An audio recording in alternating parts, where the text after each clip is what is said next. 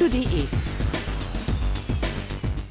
What's up guys, welcome back to Augmented Reality. This is the Merge Cube and today we are going to play the game North 57, and as you can see this story is inside this cube and this is so awesome, I can tell you.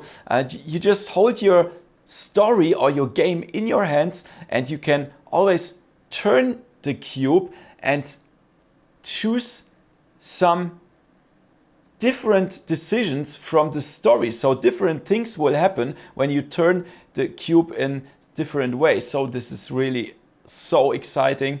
And yeah, let's have some fun with the game and let's go. Okay guys, this is the cube. Do you see that? You can move it around. I will show you how the cube looks when I shake it very hard. Then it doesn't track, but haha, it's so awesome. I already played it on or showed it on my German channel, so there is already a continue game, but we will go and start a new game because we have decisions. We can choose between different stuff. So we have to turn the cube. Rock! Sasha yelled from the front of the small to boat. see the story. From the tiller, Caleb squinted against the stinging rain as he tried to decipher the abstract shapes floating past them in the darkness. A sudden flash of lightning revealed a huge stone column jutting out of the rough sea directly ahead. Turn the boat. Caleb pulled the tiller to avoid a collision, steering them towards what he hoped was the main channel. Alaska's inside passage was a labyrinth of islands, and he honestly had no idea where they were. A sudden jolt knocked them both off their feet. The motor screamed in protest as the propeller caught against a boulder beneath the waterline, and the boat lurched to a stop. Back up. Caleb reversed the throttle and was met with the deafening sound of metal tearing through fiberglass. Oh. The engine emitted a puff of black smoke and seized up, plunging them into an eerie silence. The boat bobbed awkwardly as the back remained hung up on the rocks. Listen, Sasha told him. It took a moment for Caleb to realize what she was hearing. The distinct sound of waves crashing against rocks. It was coming from all around them. Not good. Continue. A large swell washed under them, lifting the boat as it passed. It wasn't enough to dislodge them, but the boat came down hard with a hollow crunch that surely cracked the fiberglass hull. Another flash of lightning revealed an approaching wave at least twice as large and cresting just off their bow. Ride it out.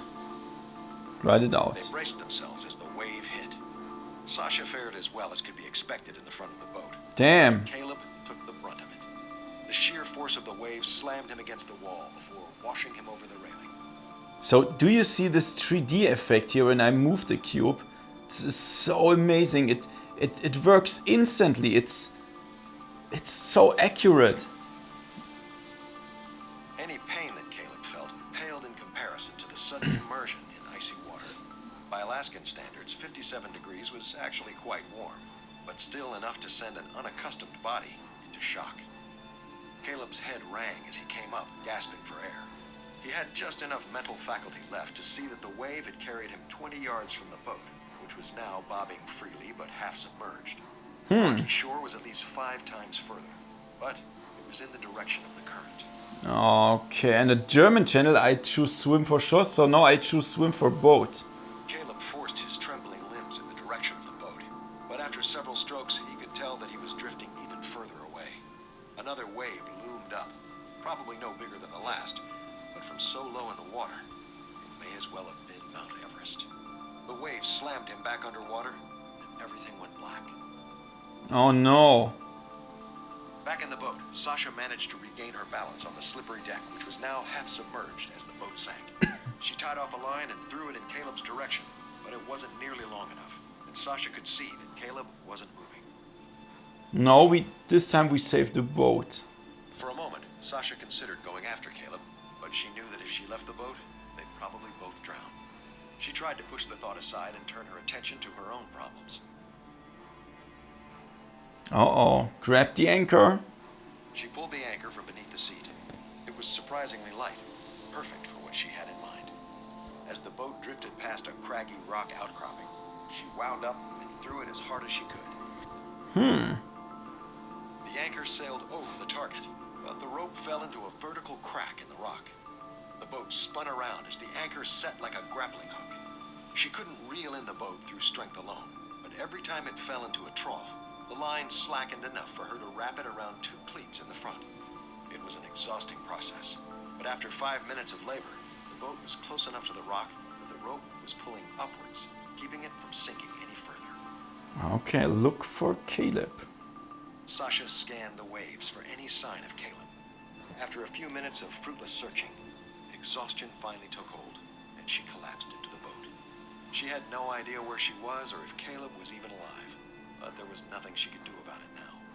Sasha pulled her jacket over her head and allowed her mind to drift into a restless sleep. Oh. That's it. That's it. So, this is totally different than my first gameplay because I chose other decisions. This is really good, so I can play it minimum twice. Sasha's eyes opened reluctantly. The storm had passed, and it was just bright enough to see her surroundings in the early morning mist. Probably 3 a.m., she guessed. In August, the Alaskan sun had the annoying habit of setting so late and rising so early that there were only a couple of hours of true darkness. She and Caleb had been on the family vacation long enough that the novelty had worn off. Caleb, she said aloud, as the previous night's events came flooding back to her. Look for Caleb. The sinking feeling in Sasha's gut only got worse the longer she searched, but the low-hanging fog made it difficult to see anything. She caught a brief glimpse of sand a ways up the shore. The boat was still half submerged, but seemed like it could at least ride the waves in. She found a paddle and untied the crude knot which was holding her to the rock. The boat sank quickly, but by the time it was completely submerged, the water was only waist deep, and she was able to drag it up onto the narrow stretch of sand. Okay, now we are on the shore. And let's look for Caleb again. Caleb lying prone near the rocks. Oh, there is he. Somehow he was still alive, but cold to the touch and shaking uncontrollably. Sasha ran to the boat and pulled their phones out of a waterproof compartment. Both of them still worked, but couldn't find a signal. Caleb's dad, Sasha's uncle, would be out looking for him, but that could take days with so many islands to search. Search for help. Can you walk? Sasha asked. Caleb nodded and she helped him to his feet. He was in bad shape, but movement was the best cure for hypothermia. The beach was flanked by steep cliffs, so they made their way up to the tree line, which rose more gradually in each direction. Did that screen just change? What's that? Asked Caleb, pointing at one of the pines. Halfway up the trunk, a small security camera was attached to what looked like a tiny satellite dish. Even though it was a sign of civilization, something about the sudden feeling of being watched Camera? gave Sasha the creeps. Oh, this time we will go They east. followed the tree line as it rose to the top of a steep cliff. From higher up, they could see the shoreline arc around the base of a small mountain just tall enough to be covered with a dusting of snow. Other than a few distant islands and a coastline at least 20 miles away, it was ocean as far as the eye could see. I don't recognize I anything. don't recognize anything, Sasha noted. Me either, Caleb shrugged, not wanting to admit that he had been lost even before the storm hit. The two cousins had taken the boat out the previous afternoon in an attempt to stave off the boredom of the family trip. Neither of them had realized how disorienting the chain of islands could be, and the squall had come out of nowhere. The storm must have pushed us to one of the outer islands, Caleb offered, trying to convince himself of his own innocence. Now let's check our phone. Sasha pulled out her phone. Even without a signal, the GPS worked, but the map required a connection to download details. The blue dot just showed that they were in the middle of the ocean off the southeast coast of Alaska. Not even the large populated islands appeared on the... Oh man. They were able to follow the edge of the cliff a good ways further before it abruptly fell off into a ravine. The path forward looked treacherous, but a metallic glint caught Sasha's eye. She pushed aside some underbrush to reveal a large outdoor electrical box secured with a padlock. Caleb picked up a rock and tested its weight in his hand. Are you sure that's a good idea? Sasha asked. This is a good question.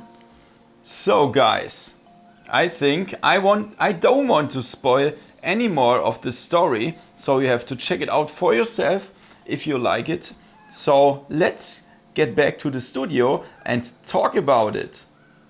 Okay guys, that was North 57, or better 47 North for the Merge Cube, and I can tell you this is one of the best experiences what belongs augmented reality I've ever seen. So you hold your cube in your hand and the whole story appears in your cube, and you can hold it in different angles and see it from different angles. It's so cool. And also if you turn the cube, you can have your own decisions, and I played it, as I said, on my German channel before, and I choose other decisions and different things happened.